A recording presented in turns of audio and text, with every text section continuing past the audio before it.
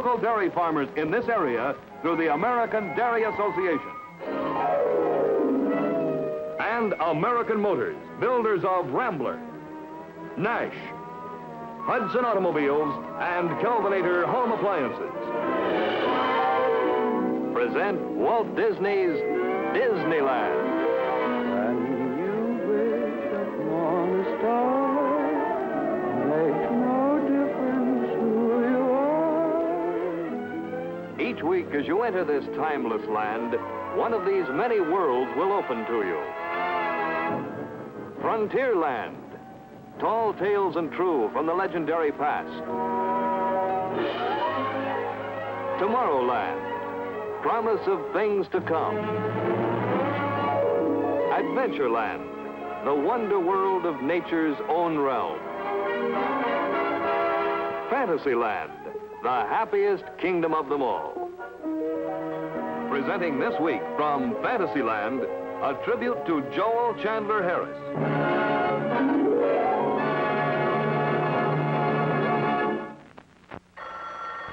When company comes without warning, what can you serve? When the youngsters dash in from school, what can you serve? When it's almost too late to start supper, what can you serve? Here's the quick and easy answer: cheese. Because cheese, however you serve it, is so wonderfully quick and easy. For easy entertaining when company comes, serve cheese. In mid-afternoon for that nourishing after-school snack, serve cheese.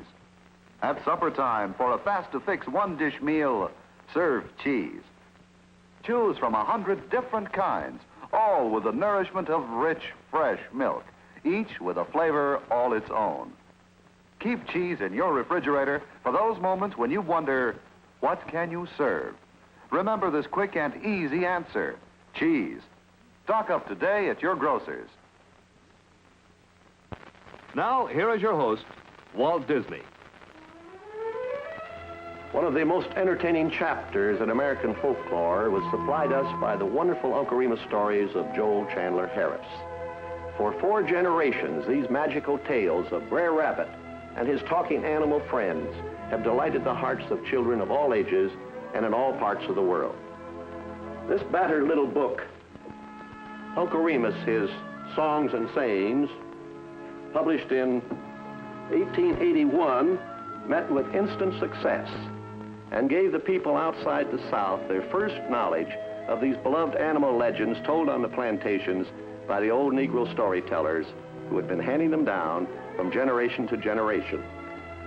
Later in the program, we're going to visit Uncle Remus and listen to one of his stories. But first, let's make ourselves acquainted with the truly gentle and modest man who gave us the beloved Uncle Remus stories, Joel Chandler Harris. My beginning years were spent in Eatonton, a small town in middle Georgia, a quiet place of many memories. My father had disappeared during the gold rush to California, leaving my mother to carry on alone. Luckily, our home was provided to us rent-free by warm-hearted and generous neighbors. Mother and I lived there on a combination of human kindness and the slender income she derived from her sewing. She was an exceptional woman and devoted her life to me. Everything I learned in those days was the result of her training and example. That you, Joel? Yes.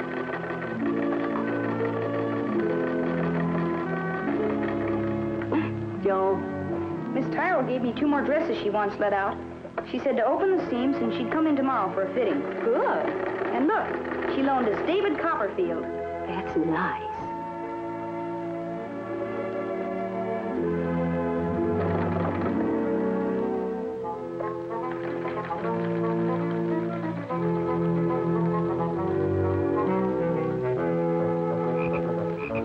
Oh, yes, I got paid for those dresses I delivered today. Here. Joel Harris, you take that frog out of the house this instant. Why, he might give you warts. Oh, Ma, that's just an old superstition. See? You've hurt Brer Bullfrog's feelings. Joel Harris? All right. Oh, Oh, I really did get paid today.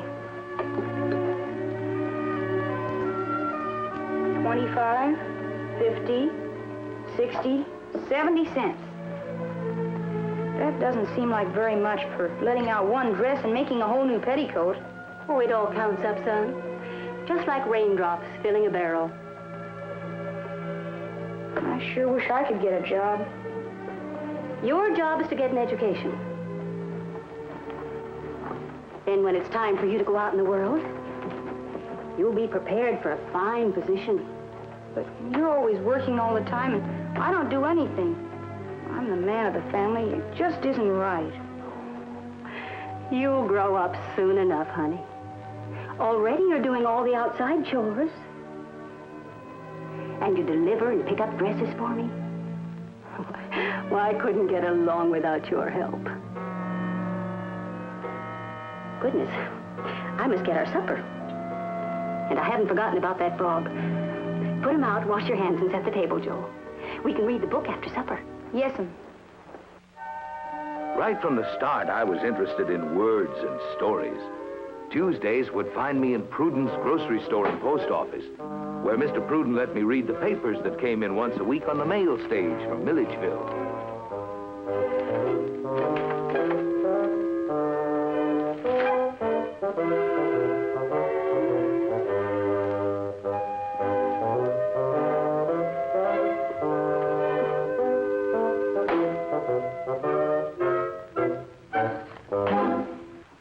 You'd read faster or eat slower, Joel.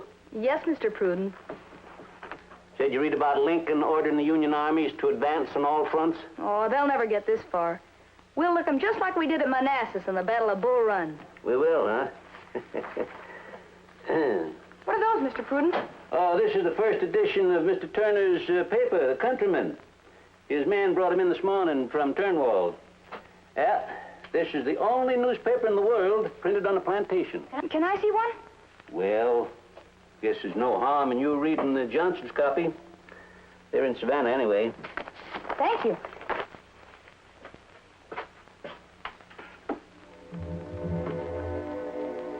An active, intelligent boy, 14 or 15 years of age, is wanted at this office to learn the printing business. Gee. The Johnson's paper. I'll bring it right back. See that you do.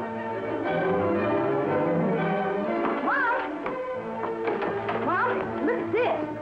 First copy of Mr. Turner's newspaper. Well. Listen. An active, intelligent boy, 14 or 15 years of age, is wanted at this office to learn the printing business.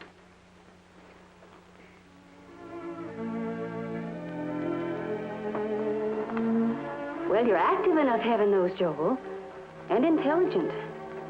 But Mr. Turner wants a boy 14 or 15. Well, I'm almost 14. Almost.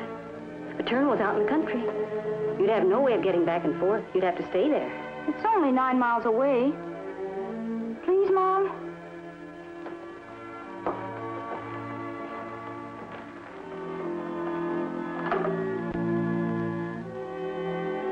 You really want to do this, Joel? Yes. It's a newspaper. And that's what I want to be. A newspaper man. There. Listen, Mom. Dear Mr. Turner, I am answering your advertisement in the Countryman for a boy to learn the printing trade. I always read all the newspapers that I can get a hold of, and I think the Countryman is the best of all. I would like to work in your office very much. I will be 14 soon and must start earning money so my mother will not have to work so hard. My teacher says I am quick to learn and I would do my best to please you. Respectfully, Joel C. Harris. I think it will do. But perhaps you could leave out the part about my having to work so hard, Joel. It's appealing to Mr. Turner's sympathy, and you want to obtain the position on your own merits. All right. Now I'll copy it neat.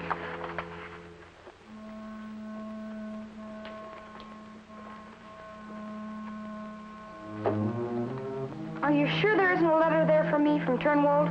I wrote Mr. Turner almost a week ago. Well, maybe Mr. Turner answered his mail through his newspaper like the others do. Oh, say, here's the new issue of the Countryman. Maybe it's in there.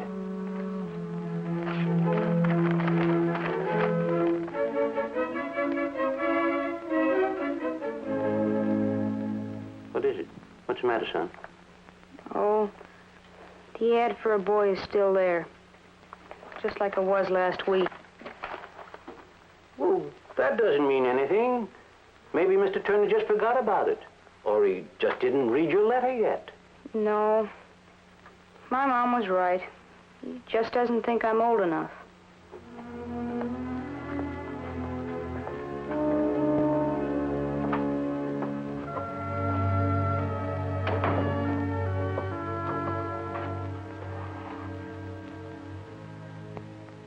Joel, Mr. Turner's here to see you.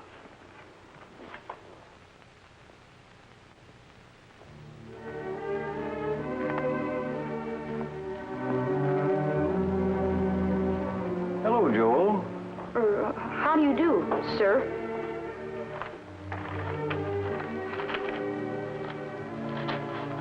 Joel, did you compose this all by yourself? Yes, sir. I wrote it out rough first, several times. Then I copied it. So you'd like to be a printer, eh? Yes, sir.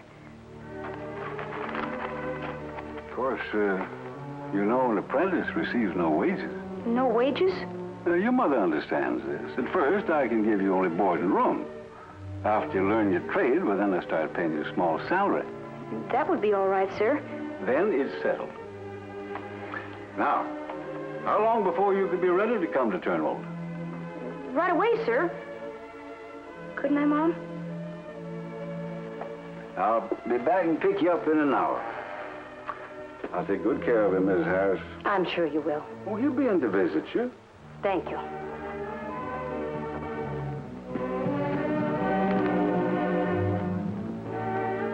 Thank you, Joe. In an hour. Yes, sir. Thank you, sir.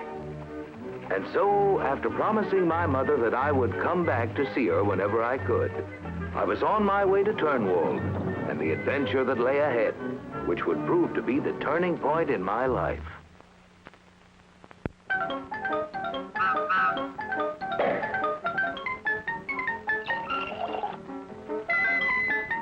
%100% cream. That's what real butter's churn from. Every pound, every pat of real butter is churned from 100% cream.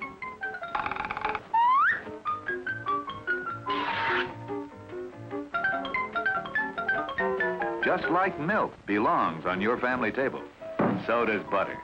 Yes, just like milk, real butter belongs on your family table because butter makes everything taste better.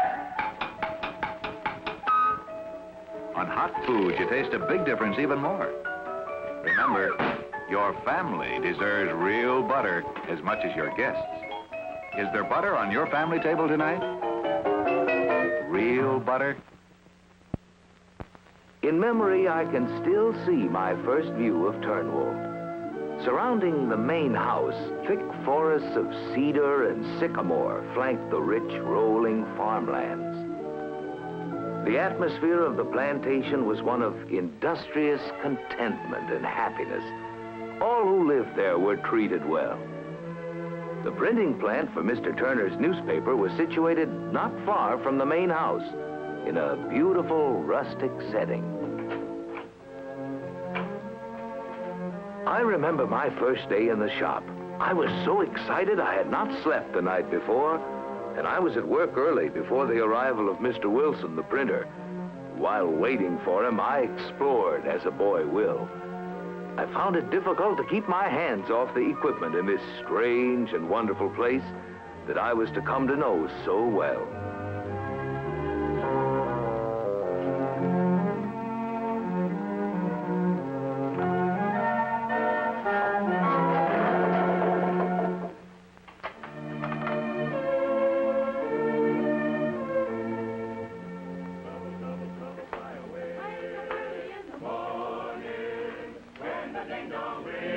Look up, work down through the kitchen room.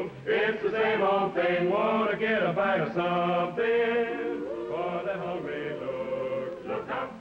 Stick your finger in the dumpling. Get your trouble with the cook, let the rain pour down. Let the cold wind blow. Gonna stay right here in the hole. My trouble, fly away. Trouble with the weavers, never did my task. I had met Mr. Wilson the night before. He was a highly capable itinerant printer, and a great deal more Irish than his name. Well, good morning, lad. Here bright and early, I see. Yes, sir. Well, that's fine, fine. All ready to get started, eh? Yes, sir. But, what's this, lad? What's this? What's what, sir? Well, the stove. Where's the fire? There should be in it. Fire?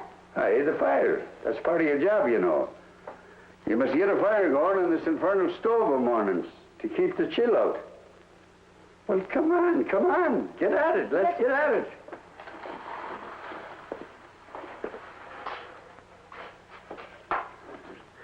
You're a printer's devil now, me boy. Devil? That's what all apprentices are called. And you'll do all the chores and all the dirty work about the place. But... But what? Come on, speak up, lad. Don't be one-legged in the mouth. Well, I thought I was here to learn to be a printer. That you are, lad. That you are. On me soul, don't look so mournful. We'll have you set and type in no time. Here, take your coat off. Yes, sir. Just throw it there any place. Now, put this on. First, you're to learn to wash the type after it's used. And printer's ink is pretty messy stuff, you see. It's a little big, isn't it? Well, I must admit I was expecting someone a wee bit larger. But no matter. You can't have too much apron in this business. After learning my other chores, it wasn't too long before Mr. Wilson allowed me to set a line of type by myself. Here. How's this, Mr. Wilson? All right, lad. I'll pull a proof for you.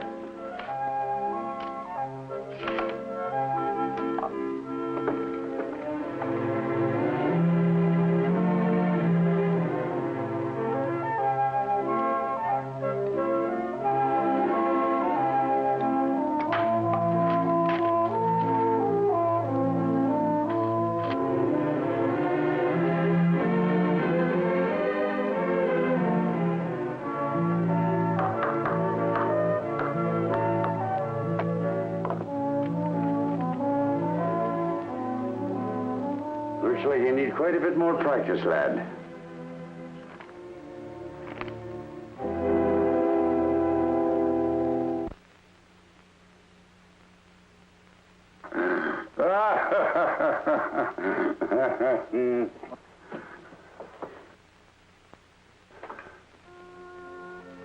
My room was upstairs in one wing of the house. During the day, I was kept busy enough in the printing plant. But at night, there was nothing to do. Homesickness and longing for my mother and friends in Eatonton overwhelmed me.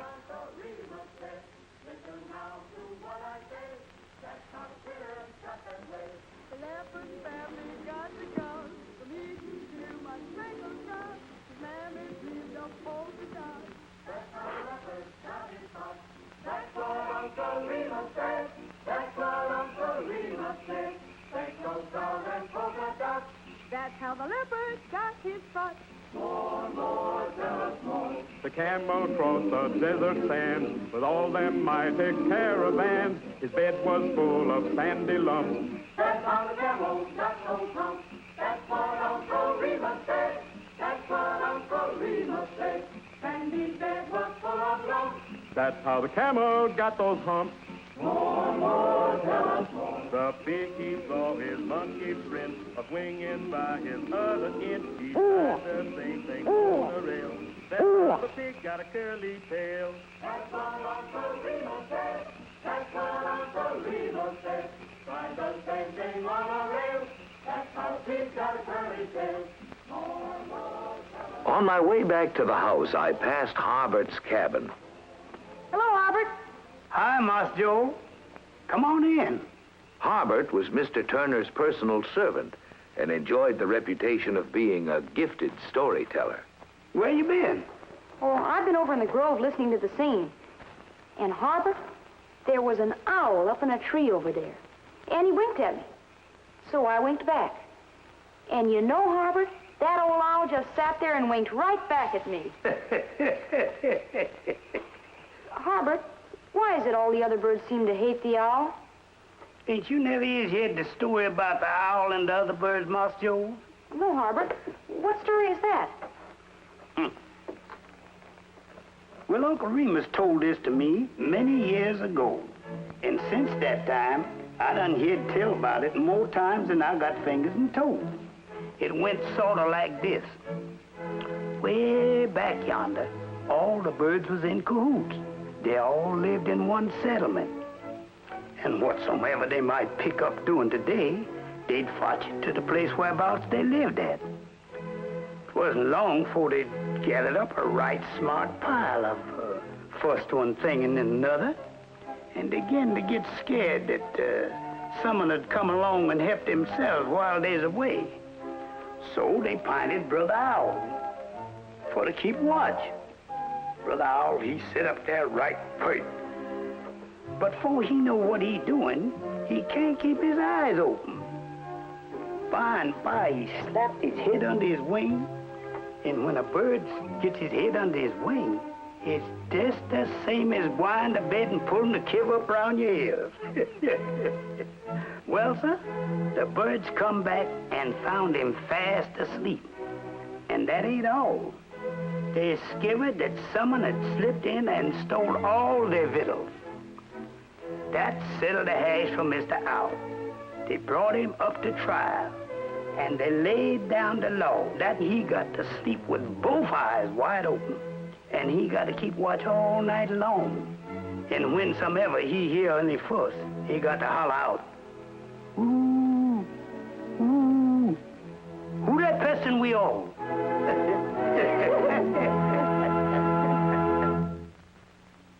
At any time, round the clock, it's Swift Prem for easy, tasty meals. At breakfast, Swift Prem and eggs. At lunch or for outings, tasty Prem sandwiches. Or serve Prem hot for a quick-fixing, hearty dinner. Swift wants you to get acquainted with delicious Prem, so Swift will send you a shiny new quarter just for trying it. Once you've tried Prem, you'll make it a regular on your shopping list. And now, because of a new special process, Prem slides out of the can so easily. Swift's Prem is so delicious for sandwich snacks or tasty hot meals. Just slice, heat, and serve. Buy the Prem can that has this special information on it about the Swift 25-cent refund offer. Only 2 refunds per family. Cut off the last 1.5 inches of the metal unwinding band and mail to the address that's marked right on the can. Swift will send you 25 cents. 25 cents just for trying Prem. Get Prem today at your favorite food store. St. Patrick's Day no more we keep, his colours can't be seen, for they're hanging men and women for... All right, take it away, lad. The wearing of the green. Now, you pull in the handle, and we'll have the proof for next week's Countryman. Harder, lad. Harder, lad, harder. I can't do it. Oh, 'tis 1,000 pities. You haven't the strength for the job. Why, you're no bigger than a pound of soap after a hard day's washing. We've over 1,000 circulation now, and more subscriptions coming in all the time. And each copy of the Countryman must be printed like this. And it's sure you can never be a printer until you can work the press. You're too little, Joel, and too young. I've got to get somebody else.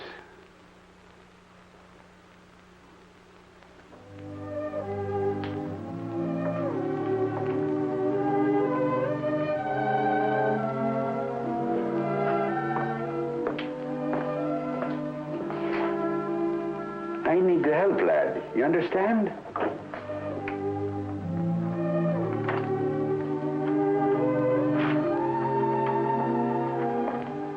Here, take this up to the house for Mr. Turner's inspection. Careful how you handle it now. It'll be dry by the time you get there. Yes, sir. Master Joel to see you, sir. Hello, Joel. Come in. Yes, sir.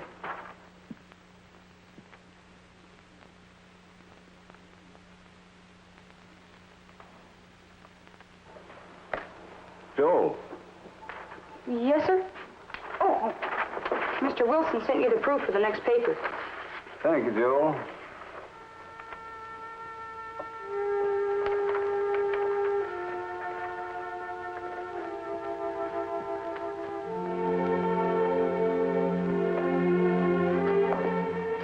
Joel, you seem to be interested in my library.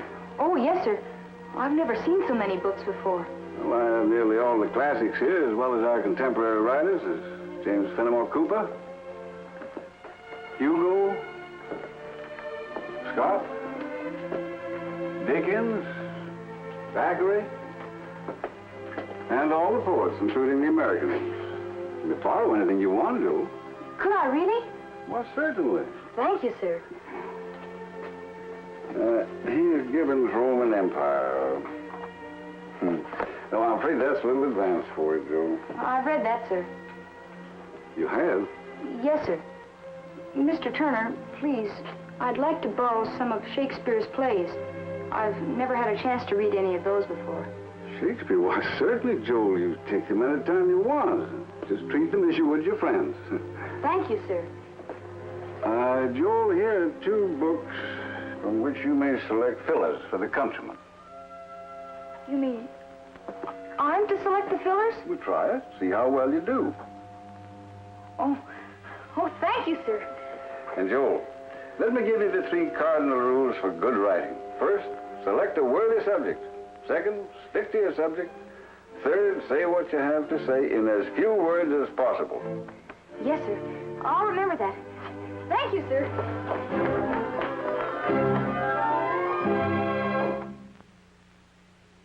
Being given the job of choosing material that would actually appear in the Countryman made me forget my first failure in the printing plant.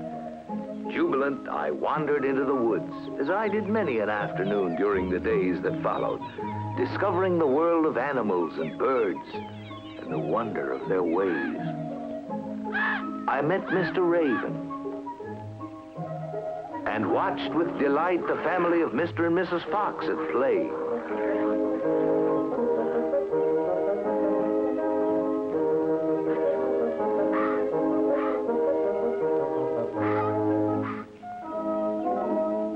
I spied on Brer Fox himself, from a respectful distance, of course.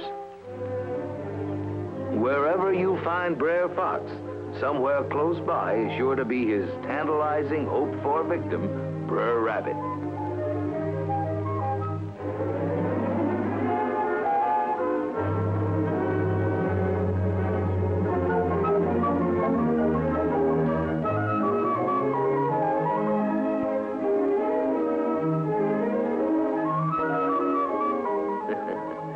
As usual, Brer Rabbit outfoxed Brer Fox and got clean away.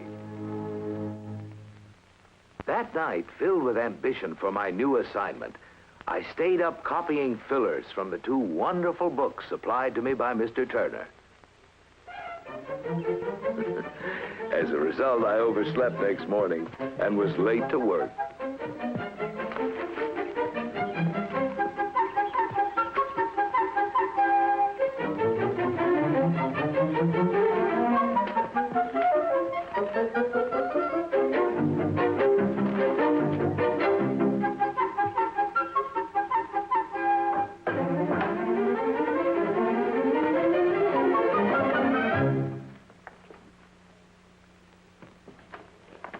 Well, would you look who's here?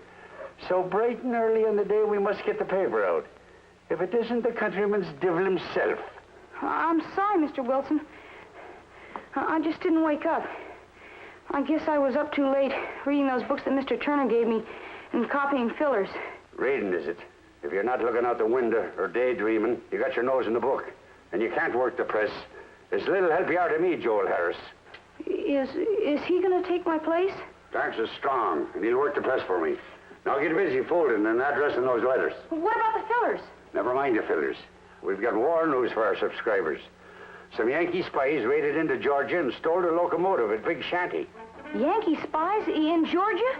Led by a man named Andrews. Ah, there indeed it was, lad. Did they catch them? Aye, that they did. A brave young conductor chased him in another locomotive and prevented their blowing up the bridges. Good for him. Oh, it was a great locomotive chase. And as thrilling a victory as Bull Run. So hop to it now and get those papers out. Yes, sir. And I want no more of this dilly-dallying, you understand? Yes, sir. I had tried to write ever since I could remember, and produce such unpublished masterpieces as The Indian's Revenge and The Broken Heart. Now my dream was to see something in the Countryman with my name on it. I copied off one of my best essays, A Word to Boys. But when it came to signing my own name to it, my courage failed.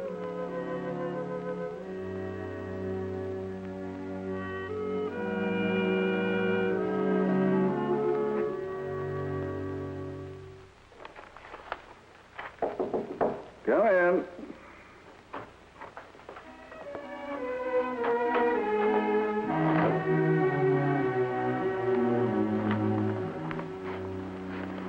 Yes, Joel, what have you there? Oh, some contributions that came in the mail. There's one here that shows quite a bit of promise from somebody named Marlowe.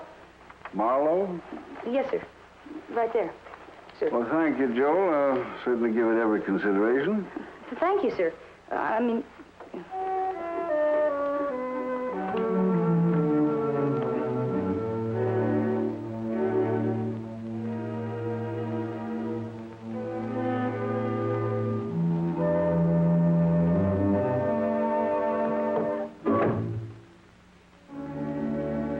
As I went about my tasks at the print shop, I was excited and nervous, waiting to see what Mr. Turner would do about my essay. In those days, the outside contributors to newspapers were generally answered by a brief item in the next issue of the paper. Joel? Yes, sir. Here are the decisions on that last group of mail contributions. A settlement type, will you? Yes, sir. And, Joel, you were right about that Marlowe essay is to be published. There's a note to the writer, here, on top. Yes, sir.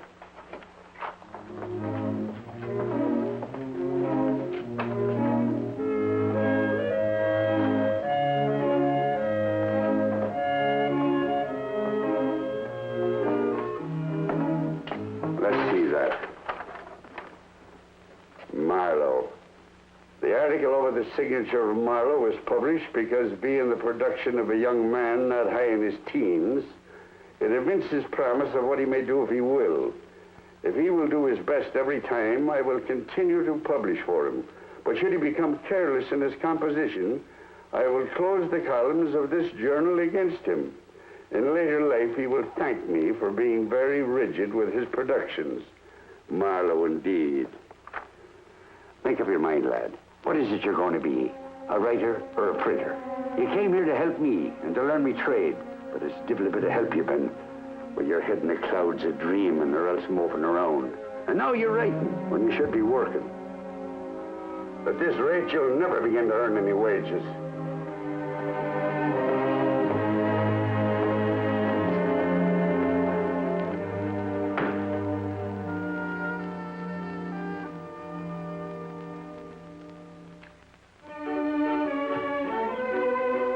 Then came a day that I was summoned by Mr. Turner to the main house. He had never sent for me in this manner before, and I anticipated the worst. Ask Joel to see you, sir. Come in, Joel.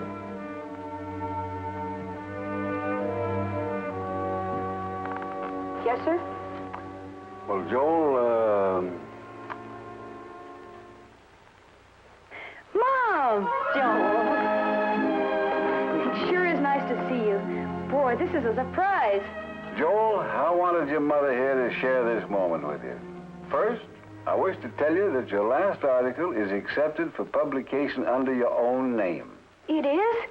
Well, there are a few slight changes I might suggest, but on the whole, it's a fine essay. I've read it, lad. And it's as good or better than anything written by the immortal bard or Tom Moore himself. And I must confess, 'twas wrong it was. You're becoming a knave one printer, so you are. And here's something which you have earned. A bonus due you of back pay. And from now on, you'll receive a regular wage. Thank you, sir.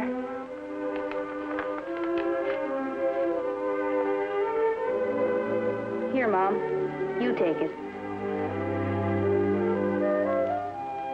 As time went on, the Countryman became more and more successful, with a circulation of over 2,000, largely due to Mr. Turner's wise and spirited editorials. I was getting more of my own writings in print, and some of the other papers in the South were beginning to copy them.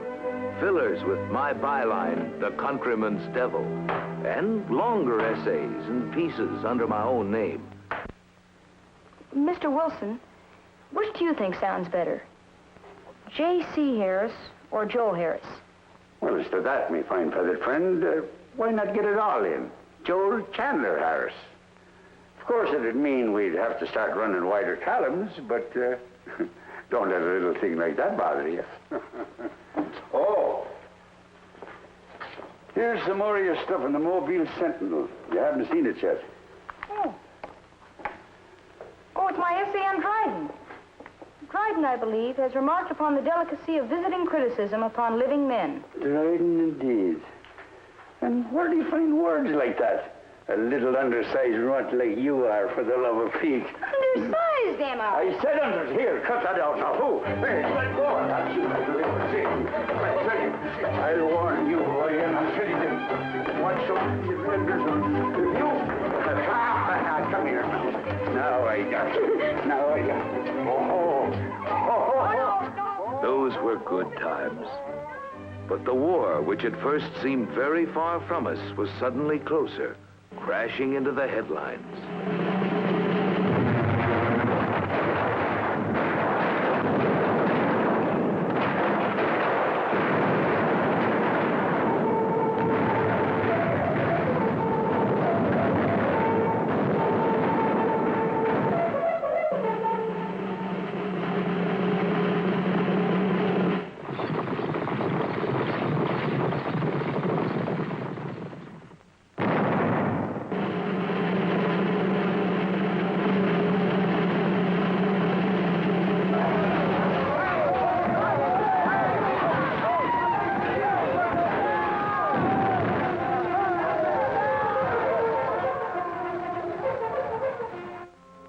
After Sherman's army swept over Turnwold on its march to the sea, the plantation lay stripped clean. We tried to keep the paper going, but it was hopeless. And the day came when the Countryman's press stopped forever. Master Joel, sir.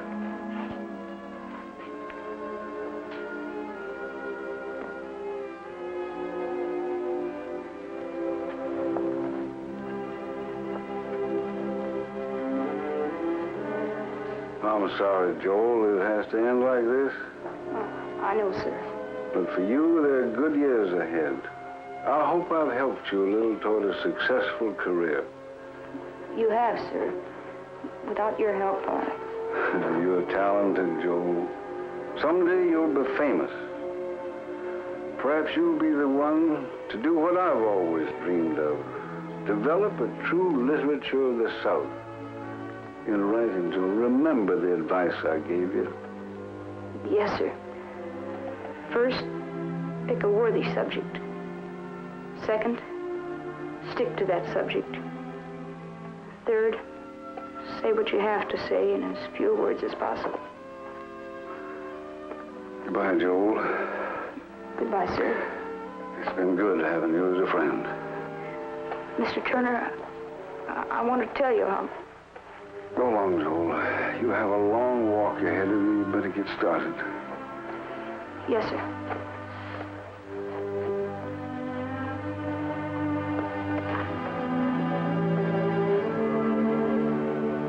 Goodbye, Harbor. Goodbye, Moss Joel.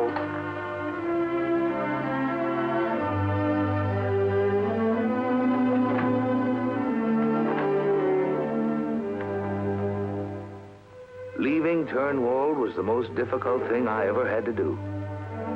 There, I'd had a unique combination of advantages. The best books of the world to read, the woods and fields to roam, and the unusual opportunity of becoming a professional writer at the age of 14.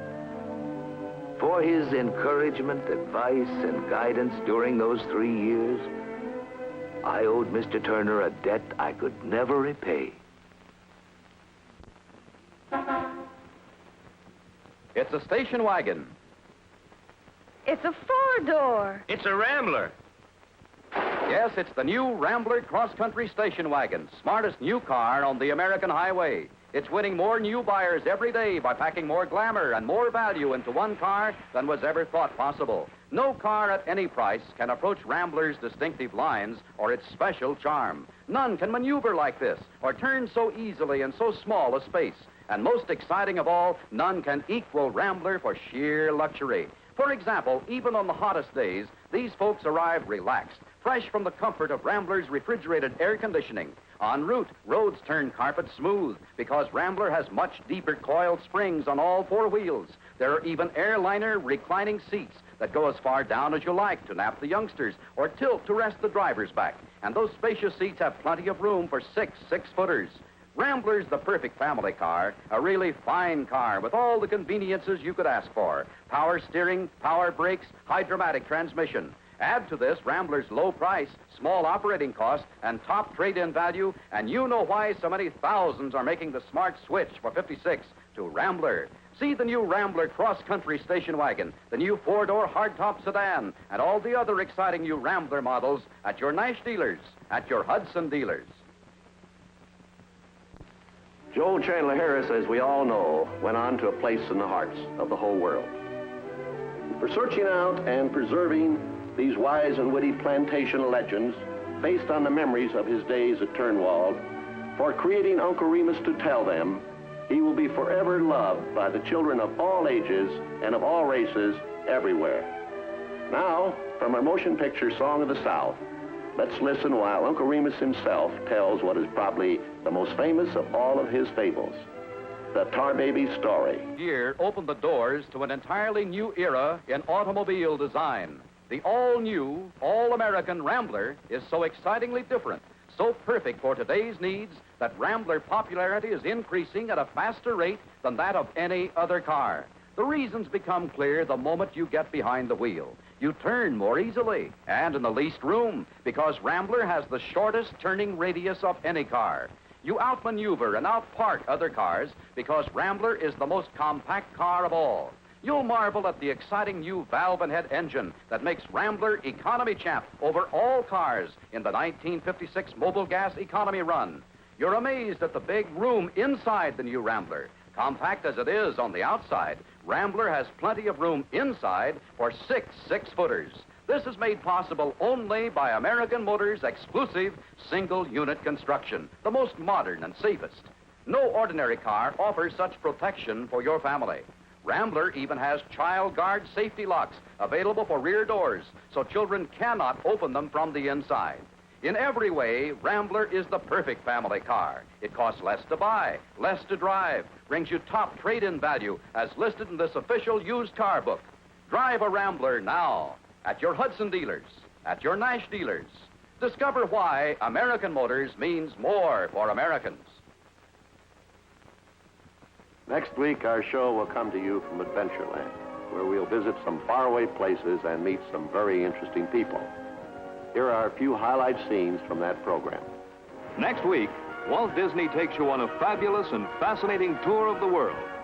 Beginning with the island of Sardinia, there's a trip on a tiny toy-like train through the mountain villages for a glimpse of quaint and colorful customs still in practice today.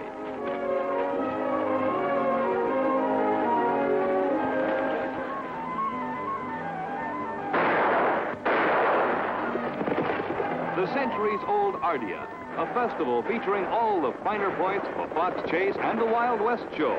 An annual event where a wonderful time is had by all, and nobody quite knows why. On Sardinia's coast, you'll see the trapping of giant Mediterranean tuna in the time-tested tradition of the Sardinian fishing fleet.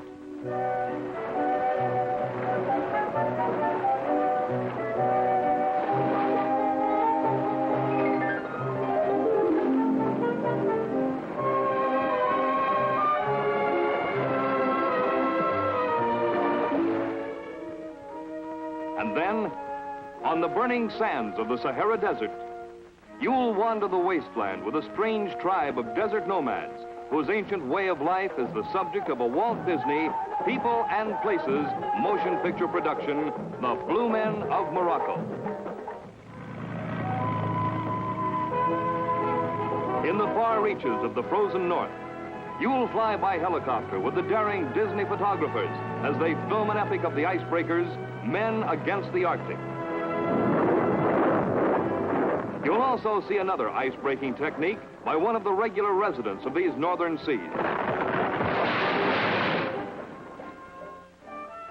Then, far down the coast of Lower California to Tiburon Island, the arid, barren, and forbidding home of the Seri Indians, a truly primitive tribe living a life of isolation, hidden behind a veil of deep and darkest mystery.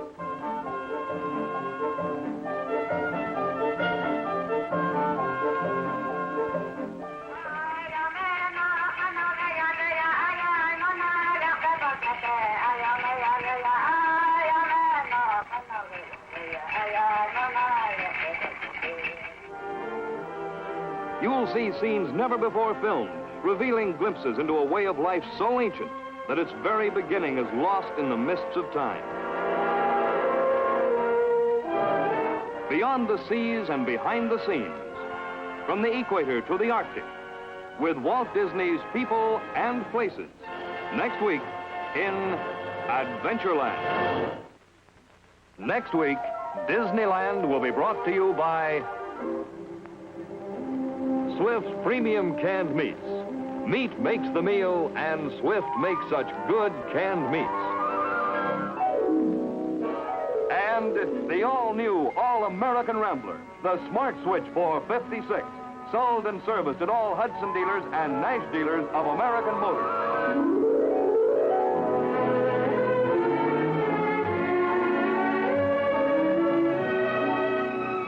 When you see Walt Disney's newest full-length motion picture, The Great Locomotive Chase, you'll see one of the most remarkable spy stories ever told. It's a true story about the first brave men to win their country's highest award, the Congressional Medal of Honor.